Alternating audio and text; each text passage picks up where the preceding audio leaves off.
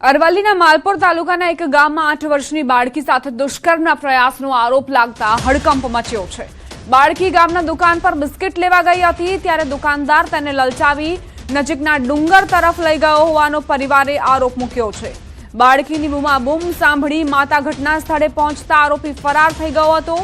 પરિવારની ફરિયાદના આધારે માલપુર પોલીસે આરોપી નાનાભાઈ રમણભાઈ ખાંટ સામે ગુનો નોંધીને ગણતરીના કલાકોમાં તેની ધરપકડ કરી હતી। પોલીસે આરોપીને સાથે રાખી ઘટનાનું રિકન્સ્ટ્રક્શન પણ કરાવ્યું હતું। પરિવારના જણાવ્યા મુજબ આરોપી અગાઉ પણ દુષ્કર્મના ગુનામાં જેલ જઈ ચૂક્યો છે અને જામીન પર બહાર હતો। દુષ્કર્મનો ગુનો નોંધાયેલ છે, જેની અંદર વિગત એવી છે કે આ કામનો જે આરોપી છે નાનાભાઈ રમણભાઈ ખાંટ, જે પોતે ગલ્લો ધરાવે છે અને એક 8 વર્ષની સગીર વયની જે બાળકી હતી એ તેના ગલ્લે બિસ્કિટ લેવા માટે ગયેલી, જ્યાં આજુબાજુમાં કોઈ ન હોય આ જે આરોપી છે એ આ બાળકીને લઈ અને બાજુમાં જંગલમાં આવેલ જે ડુંગર છે ત્યાં અપહરણ કરી અને એને લઈ ગયેલો। ત્યાં જે લઈ જઈ અને બાળકીને તેને નિર્વસ્ત્ર કરી નાખેલ અને આ બનાવ અનુસંધાને જે આરોપી છે એના વિરુદ્ધમાં BNS અને પોક્સો એક્ટની કલમો નીચે દુષ્કર્મનો ગુનો દાખલ કરવામાં આવેલો છે। અમદાવાદના chief fire officer Amit Dongre એસીબીના સકંજામાં। અમિત ડોંગરે સામે એસીબીની તપાસ તેજ। અમિત ડોંગરેના ઘરમાંથી 1,10,000 રોકડ મળ્યા। બેંક લોકરની પણ તપાસ કરવામાં આવશે। એક લોકર સીલ કરવા બેંકને જાણ કરાઈ છે। એજન્ટ ભાવસિંહ ઝાલા થકી ડોંગરેએ લાંચ લીધી હતી। અત્યાર સુધીમાં જેટલી NOC આપવામાં આવી છે તે અંગે પણ તપાસ થશે। એટલું જ નહીં, ફાયરનો સામાન જે તે વ્યક્તિઓ પાસેથી જ ખરીદવા ફરજ પાડવામાં આવતી હતી। આ સમગ્ર ટ્રેપમાં એસીબીની ટ્રેપ કેસમાં આરોપીઓના રિમાન્ડ મુદ્દે સરકારી વકીલની કોર્ટમાં દલીલો। મોબાઈલ બેંક એકાઉન્ટ અને રોકાણની વિગતો માટે 7 દિવસના રિમાન્ડ જરૂરી। અગાઉ અપાયેલી NOC અને લાભાર્થીઓની વિગતોની તપાસ કરવાની રજૂઆત કરાઈ છે। ત્યારબાદ સ્પેશિયલ એસીબી કોર્ટે બંને આરોપીઓના 12 ઓગસ્ટ સુધીના રિમાન્ડ મંજૂર કર્યા છે। અને ડોંગરીના ઘરેથી કુલ 1,10,000 રોકડ અમને મળેલ છે અને જે આ પ્રજાજન છે ઝાલા એના ત્યાંથી કોઈ રોકડ મળેલ નથી। જ્યારથી એમણે ચાર્જ સંભાળેલો ત્યારથી આ બધી એક્ટિવિટી બહુ વધારે પ્રમાણમાં ફૂલીફાલી નહોતી, પણ જ્યારથી ઓનલાઈન પોર્ટલ શરૂ થયું ત્યારથી એમણે પોતે સંપર્ક કરવાને બદલે વચેટિયાઓ દ્વારા સંપર્ક કરવાની આખી પદ્ધતિ અપનાવેલી છે। અગાઉ પણ અમદાવાદ મહાનગરપાલિકામાંથી ફાયર સર્વિસીસ માટે NOC માંગતી કેટલીક અરજીઓ હતી, તો એના ભ્રષ્ટ વહીવટની અરજીઓ આવેલી પણ હોઈ શકે છે। સુરતથી સમાચાર। ટ્રાફિક પોલીસની કાર્યવાહીનો વિડીયો વાયરલ। રેલવે સ્ટેશન પર પોલીસની કાર્યવાહી સામે સવાલ ઉઠ્યા।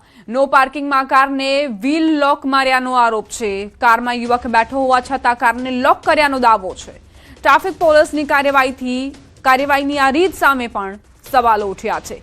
કાયદાનું પાલન કે પોલીસની મનમાનીને લઈ ચર્ચાઓ તેજ થઈ છે। વાયરલ વિડીયો મામલે ટ્રાફિક પોલીસની સત્તાવાર સ્પષ્ટતાની રાહ જોવાઈ રહી છે।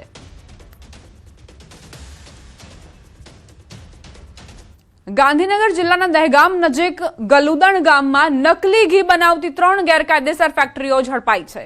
ગાંધીનગર રેન્જ આઈજીની ટીમે સ્થાનિક પોલીસ, ફૂડ એન્ડ ડ્રગ્સ વિભાગ અને FSL સાથે સંયુક્ત દરોડા પાડીને આશરે 9,300 કિલો શંકાસ્પદ ઘીનો જથ્થો જપ્ત કર્યો છે, જેની કિંમત ₹48 લાખથી વધુ હોવાનું સામે આવ્યું। તપાસમાં એસેન્સ અને કલરનો ઉપયોગ કરીને અંજની ઘી, અનુજ ઘી અને બરસાના નામે ઘી તૈયાર કરી પેકિંગ કરવામાં આવતું હોવાનું બહાર આવ્યું। ઉપરાંત માવો બનાવવા માટેનો આશરે 2,500 કિલો જથ્થો પણ કબજે કરાયો છે। ફૂડ એન્ડ ડ્રગ વિભાગે સેમ્પલ લઈને લેબોરેટરીમાં મોકલ્યા છે અને રિપોર્ટ બાદ આગળની કાર્યવાહી કરાશે। સરકારે એનાલોગ પનીર ઉપર પ્રતિબંધ મૂક્યો છે, તેની વચ્ચે તપાસ જે છે તે ધમધમાટપૂર્વક ચાલી રહી છે। એટલે કે સમગ્ર રાજ્યની અંદર એનાલોગ પનીર વેચતા વિક્રેતાઓ પર તવાહી કરવામાં આવી છે। તેની વચ્ચે હવે દહેગામ ખાતે નવો પર્દાફાશ થયો છે। જે અંતર્ગતની વાત કરીએ તો ગાંધીનગર દહેગામ પાસે આવેલા ગલુદણ ગામ નજીક નકલી ઘી બનાવતી 3 જેટલી ફેક્ટરીઓ જે છે તે ઝડપાઈ છે। ગઈકાલ રાત્રે આ 3 કંપનીઓ તમે જોઈ રહ્યા છો, 3 કંપનીઓ પર પોલીસ અને ફૂડ એન્ડ ડ્રગ્સ વિભાગ દ્વારા દરોડા કરવામાં આવે છે। ગઈકાલ રાતથી આ પ્રકારની ટીમ દ્વારા દરોડા કરવામાં આવે છે। જે અંતર્ગત આ 3 કંપનીઓની વાત કરીએ તો અંજની માર્કેટિંગ, કુળદેવી marketing, Niyaz food product marketing સહિતની જે કંપનીઓ જે છે ત્યાં દરોડાની કામગીરી અત્યારે હાલ પણ ચાલી રહી છે। આજે લાગે છે કે મોડી સાંજ સુધી પણ આ પ્રકારની પ્રક્રિયા જે છે તે ફૂડ એન્ડ ડ્રગ્સ વિભાગ દ્વારા કરવામાં આવે તો નવાઈ નહીં, કારણ કે જે પ્રકારે વાત કરીએ તો અત્યાર સુધીમાં 15 જેટલા સેમ્પલ જે છે તે વિવિધ પ્રોડક્ટના લેવામાં આવ્યા છે, જે અંતર્ગત જે દરોડા કરવામાં આવ્યો છે, જે અંતર્ગત 20 લાખથી પણ વધારે માલ જે છે તે સીઝ કરવામાં આવ્યો છે. જો કે છેલ્લા કેટલાય સમયથી આ યુનિટો દ્વારા બે રોકટોક રીતે બનાવટી ઘીની કામગીરી થતી હોવાની પ્રાથમિક માહિતી મળી હતી, જેના અનુક્રમે આ સમગ્ર કંપની જે છે તે કંપનીમાં સંયુક્ત રીતે પોલીસ અને ફૂડ એન્ડ ડ્રગ્સ વિભાગ દ્વારા રેડ કરવામાં આવી હતી. લાખો રૂપિયાનો જથ્થો અત્યારે હાલ તો સીઝ કરવામાં આવી રહ્યો છે.